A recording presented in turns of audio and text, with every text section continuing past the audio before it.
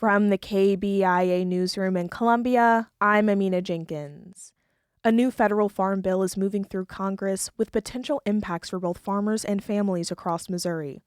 KBIA's Maya Ben Saud has more on how the legislation could affect rural communities. Advocates say the latest version of the Farm Bill keeps in place cuts to SNAP benefits that occurred last year, which many rural Missourians rely on.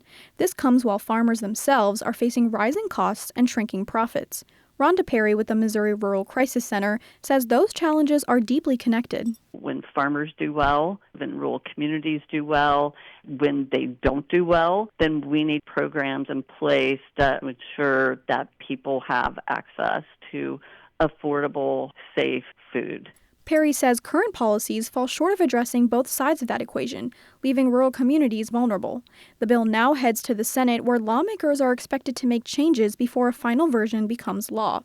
I'm Maya Ben Saud, KBIA News. For the first time in years, the Missouri legislature is not fully funding the state's K-12 schools.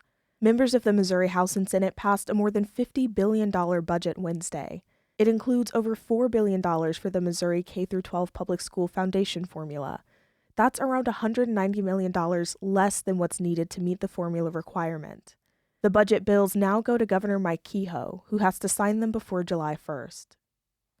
A Missouri Senate committee voted down legislation Wednesday that would have legalized video gambling machines in the state.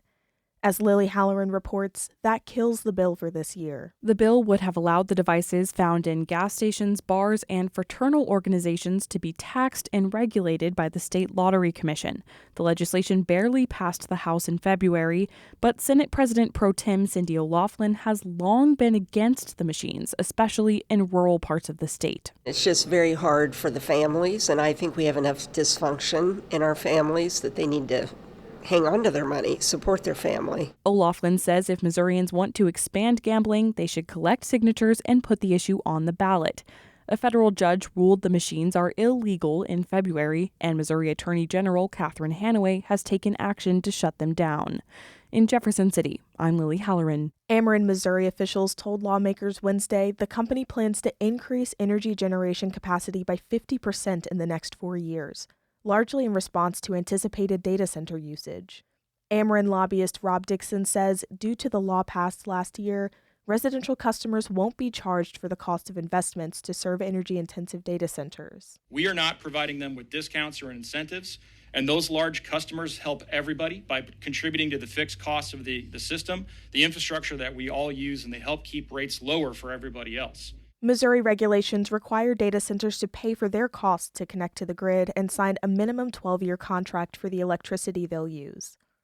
I'm Amina Jenkins, KBIA News, Columbia.